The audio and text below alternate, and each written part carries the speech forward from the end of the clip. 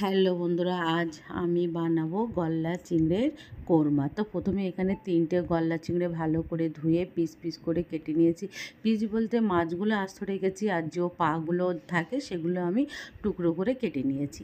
এবার একটা কড়াই বসিয়ে দিলাম, তাতে পরিমাণ মতো সর্ষের তেল দিয়ে দেবো। তোমরা চাইলে সাদা তেল ইউজ করতে পারো।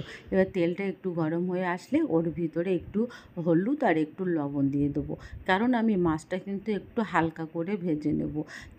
ওর মধ্যে যদি একটু লবণ আর হলুদ দেই, তাহলে কিন্তু একটু ভালো লাগবে। মাছের ভিতরে যে লবণ হলুদটা কিন্তু ভালোভাবে যাবে। এবারও তেলের সঙ্গে এবার মিশিয়ে একটু নেড়ে নিলাম। যেবার মাছগুলো আমি রেখেছিলাম সেই মাছগুলো কিন্তু এক এক করে আমি ওর ভিতরে দিয়ে দেবো। আর এই মাছটা কিন্তু দেওয়ার সঙ্গে সঙ্গে দেখবে লাল লাল একদম পুরো হলুদের মতো লাল হয়ে যায়। তার মানে মাছটা কিন্তু বেশি ভাজা যাবে না, হালকা করে একটু ভেজে নিতে হবে। আমি এবার প্রথম মাছগুলো দিয়ে একটা পিঠ ভেজে নিয়েছি, দিয়ে আর একটা পিঠ সঙ্গে সঙ্গেই কিন্তু পাল্টে আমি ভেজে নিয়ে নেব। দেখো কিভাবে মাছগুলো লাল লাল হয়ে গেছে, দেওয়ার সঙ্গে সঙ্গে 1 মিনিটও লাগবে না, তার মধ্যেই কিন্তু মাছগুলো পুরো লাল লাল হয়ে বা গোলাপি হয়ে যায়। এবার উল্টো পিঠ করে আমি মাছগুলো ভেজে তুলে নিলাম। প্লিজ প্লিজ বন্ধুরা, তোমরা ভিডিওটা দেখো, লাইক করো, শেয়ার করো, আর কমেন্ট করো, আর সাবস্ক্রাইব করে দিও। অবশ্যই তোমরা আমার পাশে থাকবে, না থাকলে কিন্তু আমি আগে বাড়তে পারবো না। তোমাদের সাপোর্টের কিন্তু বিশাল প্রয়োজন আছে। এবারে মাছগুলো কিন্তু আমি এক এক করে তুলে নিলাম। এতে কিন্তু বেশি তেলে ইউজ করতে হবে না, কারণ আমরা নারকেলের দুধ দিয়ে কোরমাটা করব। এবার মাছগুলো আমি তুলে নিয়ে ওতে আর তেল দেবো না, ওই তেলের ভিতরে আমি, দেখুন মাছগুলো কত বড় ছিল। এখানে 3টে মাছ কিন্তু 1 কেজি হয়েছিল।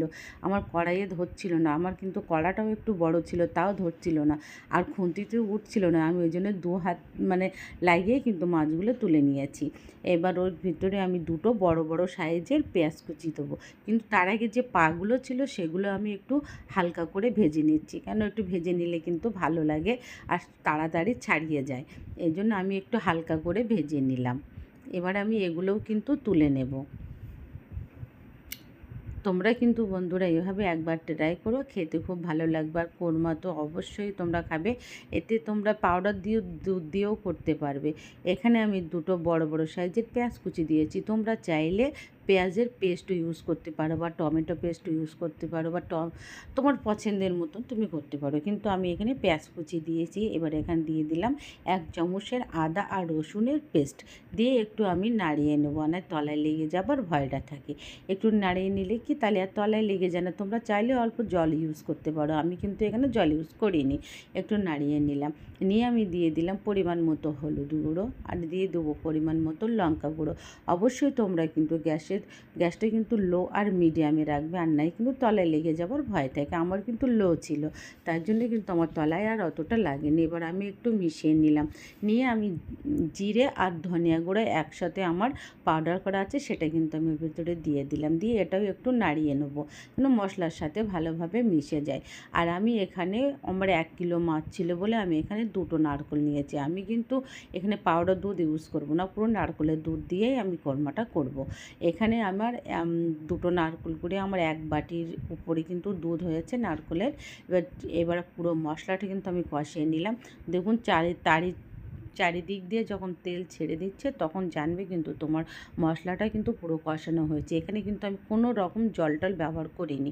এবার যে দুধটা হয়েছিল সেটা আমি পুরো দিয়ে দিলাম, দিয়ে একটু নাড়িয়ে নেবো। এবার জলটা যত সময় দুধটা যত সময় না ফুটছে তত সময় পর্যন্ত কিন্তু তোমার অপেক্ষা করতে হবে।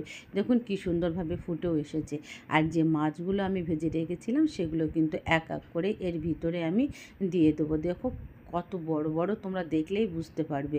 আর যে পাগুলো আমি ভেজে রেখেছিলাম সেগুলোও কিন্তু আমি এর ভিতরে দিয়ে দেব। আর এখন কিন্তু এই গলদা চিংড়িটা বেশিরভাগই পাওয়া যায়, আর খুব একটা দাম নেয় না, তবু একটু দাম আছে।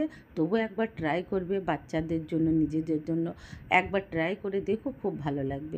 এবার আমি মাছগুলো কিন্তু খুন্তির সাহায্যে একটু নাড়িয়ে নিয়ে যে পাগুলো ছিল সেগুলো কিন্তু এর ভেতরে আমি দিয়ে দিলাম, দিয়ে এবার একটু ঝোলটা ফোটার জন্য অপেক্ষা করছি। দেখুন কী সুন্দর দেখাচ্ছে, আর খেতেও কিন্তু দুর্দান্ত হয়েছিল। অবশ্যই তোমরা ট্রাই করো বন্ধুরা। এবার আমি একটা ঢাকনা লাগিয়ে দেবো। তার ভিতরে কিন্তু আমি একটু চিনি দিয়ে দিচ্ছি। যখনই কোরমা রান্না করবে তখন অবশ্যই তোমরা একটু মিষ্টি দেবে, কিন্তু কোরমা কিন্তু মিষ্টি হয়। আর এখানে আমি একটু কম মিষ্টি দিয়েছি, কারণ নারকেলের দুধ দিলে একটু মিষ্টিটা কম দিলেও কিন্তু হয়ে যায়। আর আমার খুব একটা মিষ্টি পছন্দ হয় না, তাই জন্য মিডিয়াম আমরা মিষ্টি দিয়ে দিয়েছি।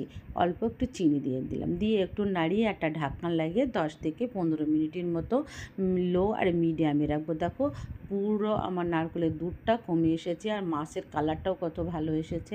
এবার ওপর থেকে আমি একটু ঘি দিয়ে দেবো, আর একটু গরম মশলা ছড়িয়ে মিনিট 5 মতো আমি একটু লো মিডিয়ামে রেখে একটা পাত্রে ঢেলে নিয়ে সার্ভ করব গরম ভাতের সঙ্গে। অবশ্যই তোমরা বাড়িতে এভাবে